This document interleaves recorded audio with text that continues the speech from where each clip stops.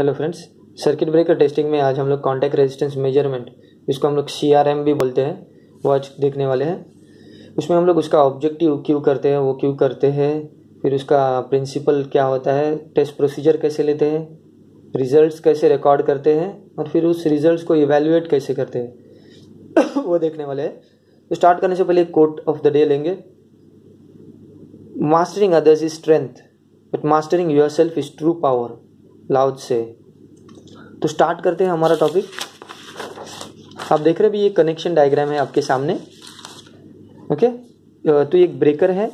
हम लोग आज ब्रेकर के आर पोल का हम लोग कॉन्टैक्ट रेजिस्टेंस लेने वाले हैं। ठीक है, अब ये जो रेड पार्ट जो आप देख रहे हैं ये हमारा फिक्स कॉन्टैक्ट है और नीचे जो ब्लू पार्ट है वो है हमारा मूवेबल कॉन्टैक्ट। ओके, तो ये जो कॉन्टैक्ट जो होते हैं ऊपर के मेन इंसुलेटर में होते हैं, नीचे का जो होता है वो पोस्ट इंसुलेटर होता है। ठीक है, ये है R pole, Y pole, B pole. ठीक है, और पहले तो स्टार्ट करते हैं कि क्यों हम लोग ये टेस्ट लेते हैं, कॉन्टैक्ट रेजिस्टेंस मेजरमेंट लेते हैं। कॉन्टैक्ट रेजिस्टेंस मेजरमेंट से क्या होता है कि हमें पता चलता है कि ये जो कॉन्टैक्ट्स है, फिक्स कॉन्टैक्ट, मूविंग कॉन्टैक्ट, इधर इनमें कुछ डैमेज तो नहीं है, कि डैमेज है क्या नहीं है वो हमें पता चलता है। और दूसरी बात, उसमें कोई मिसअलाइनमेंट है तो वो भी इस टेस्ट से हमें पता चलता है। अगर कुछ प्रॉब्लम होगा, अगर जो CRM की वैल्यूज है जो परमिसेबल लिमिट से ज़्यादा होगी तो हम लोग उसका रिजल्ट ये निकाल सकते हैं कि इसमें कुछ ओवर हीटिंग है, उसके वजह से हुआ है। तो हम लोग उसको प्रॉपर अलाइनमेंट कर सकते हैं कॉन्टैक्ट्स का, या तो उसके जो फिंगर कॉन्टैक्ट्स है उसको हम लोग रिप्लेस कर सकते हैं। तो इस तरह से इसका यूज़ ऑब्जेक्टिव ये होता है कॉन्टैक्ट रेजिस्टेंस मेजरमेंट का। तो और उसका प्रिंसिपल क्या होता है कि हम लोग एक DC करंट इंजेक्ट करते हैं इसमें, इसके थ्रू फ्लो होता है मेन कॉन्टैक्ट्स थ्रू, और फिर उसका हम लोग रेजिस्टेंस मेजर करते हैं। Resistance is equal to voltage by current. वो होना चाहिए, आइडियली वो 0 होना चाहिए, पर वो 0 नहीं होता, वो कम होता है, एकदम माइक्रो ओम्स के रेंज में होता है। ठीक है, तो अभी उसका हम कनेक्शन डायग्राम देखेंगे। ये जो है ये इसको हम लोग टेस्ट इक्विपमेंट बोलते हैं, और ये है हमारा test kit, CRM test kit. तो इसमें ये चैनल्स होते हैं, करंट का चैनल होता है, वोल्टेज का चैनल होता है। ठीक है ना, करंट का जो है +C से हम लोग ऊपर बॉटम के टॉप के पैड में कनेक्ट करते हैं, +C। ठीक है, और -C जो है वो हम लोग बॉटम के पैड में, ब्रेकर पैड में कनेक्ट करते हैं। ओके, और फिर +V, similarly +V top pad को और -V बॉटम पैड को कनेक्ट करते हैं। ओके, और फिर ब्रेकर को ऑन कंडीशन में रखते हैं, और ये टेस्ट किट का इक्विपमेंट, टेस्ट किट का जो अर्थिंग है वो हम लोग ब्रेकर के अर्थिंग के साथ कनेक्ट कर देते हैं। और अभी हमको टेस्ट, और इस कंडीशन में हमको ब्रेकर को पूरी तरह से आइसोलेट करके रखना है। ब्रेकर के दोनों साइड के आइसोलेटर खोल के रखने हैं हमें। ठीक है, और अगर जंपर भी निकाले तो एकदम एक्यूरेट वैल्यूज आती है हम लोग को। तो अभी हम लोग टेस्ट प्रोसीजर स्टार्ट करते हैं। टेस्ट करने के लिए क्या करने का, ये जो रेंज जो है वो हम लोग पहले 100 एम्पियर्स पे रख देंगे। ओके, और फिर हम लोग टेस्ट बटन को पुश कर देंगे। हमको इधर रिजल्ट आएगा, जो भी करंट जाएगा 106 एम्पियर्स, और जो भी माइक्रो ओम्स में रेजिस्टेंस आएगा उसको हम लोग नोट कर लेंगे। ओके, फिर उसके बाद 200 एम्पियर्स पे रखेंगे, फिर से एक बार टेस्ट करेंगे, फिर से जो रिजल्ट्स आएंगे वो हम लोग उसको हम लोग टैबुलर फॉर्म में उसको हम लोग रिकॉर्ड कर देंगे। ठीक है, तो अभी इसको रिकॉर्ड कैसे करते हैं देखते हैं हम लोग। ये जो टेस्ट रिजल्ट्स आएंगे CRM टाइमिंग से, इसको कैसे रिकॉर्ड करते हैं वो देखेंगे। तो पहले हम लोग थोड़े से डिटेल्स कलेक्ट करेंगे।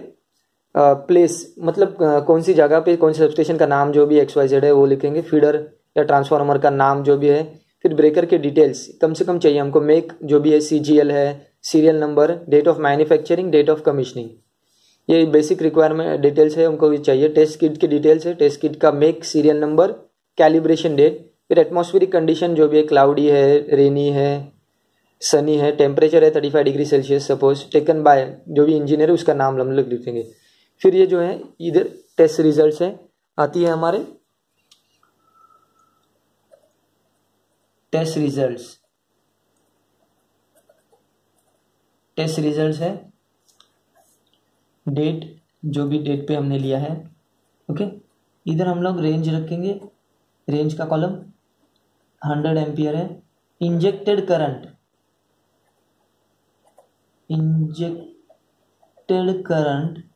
इन एम्पियर्स से हम लोग ने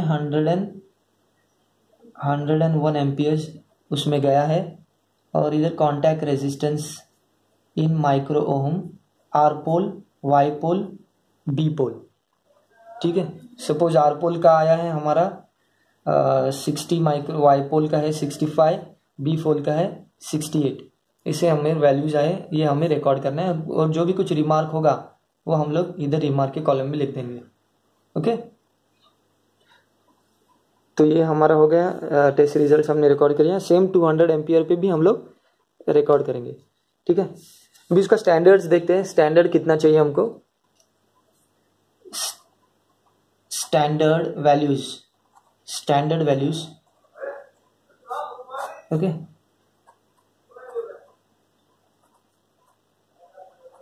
फोर हंड्रेड केवी के लिए हमको 75 कॉन्टैक्ट रेजिस्टेंस जो है माइक्रो में 75 टू 50 के रेंज में, 75 टू 50 के रेंज में हमें चाहिए। ठीक है, और फिर 220 केवी, 132 केवी, 33 केवी, 11 केवी के लिए हमको 100 चाहिए। हमको मिनिमम इतना चाहिए हमको। स्टैंडर्ड वैल्यूज मिनिमम तो इतना चाहिए, 75 और 400 केवी के 75 और 50 के रेंज में, 220, 132, 33 केवी और 11 केवी को 100 माइक्रो ओम्स के रेंज में हमको चाहिए स्टैंडर्ड वैल्यूज। ठीक है, ये जो है हमने सीबीआईपी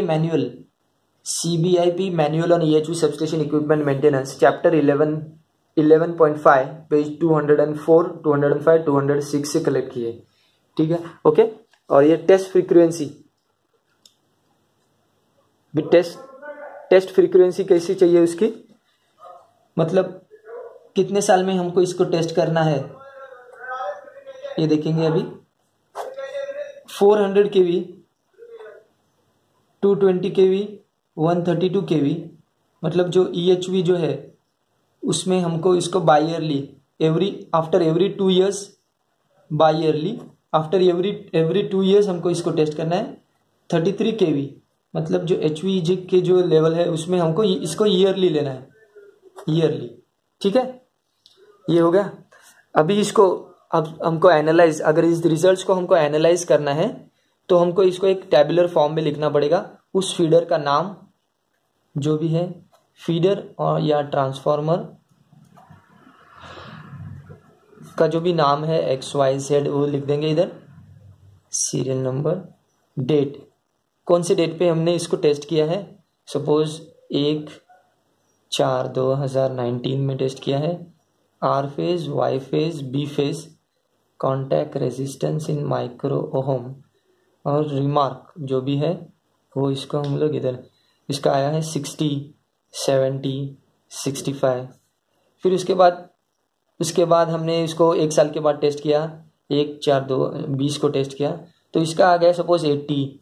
फिर उसके बाद हमने उसको 1 साल के बाद चेक किया तो उसका आया 89, मतलब इसका राइजिंग ट्रेंड पे है, आर पे इसका राइजिंग है, तो हम लोग उसके बारे में कुछ ओवरऑलिंग या कुछ उसका कर सकते हैं।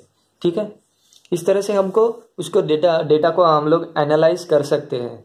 ओके, और फिर इस तरह सबस्टेशन के सभी फीडर्स का भी हम लोग एक एक्सेल शीट में उसका रख सकते हैं डेटा हमारे पास। ठीक है, करंट ईयर का, मतलब फॉर ईयर 2019 के लिए हमने सीरियल नंबर, डेट, फीडर या ट्रांसफार्मर इधर लिख देंगे, और R phase, Y phase, B phase, contact resistance in micro ohm, remark. ठीक है, तो डेट जो भी है डेट लिख देंगे, फीडर है सपोज ये XYZ है, ये ABC कौन भी फीडर है, इसका वैल्यूज जो भी है इधर लिख देंगे। तो उस ईयर के लिए हम लोग को समझ में आएगा कितने हम लोग ने टेस्ट लिए हैं और कितने रिजल्ट्स ओके हैं, और रिजल्ट्स ओके और कितने रिजल्ट्स बराबर नहीं आ रहे। ठीक है, तो इस तरह से हम लोग पूरे रिजल्ट्स को एनालाइज कर सकते हैं। ओके, एक्सेल शीट्स पे बना के। Thank you very much. तो आज हमने देखा कि कॉन्टैक्ट रेजिस्टेंस मेजरमेंट कैसे लेते हैं और उसको रिजल्ट्स कितने चाहिए, कैसे उसको एनालाइज करते हैं। Thank you very much.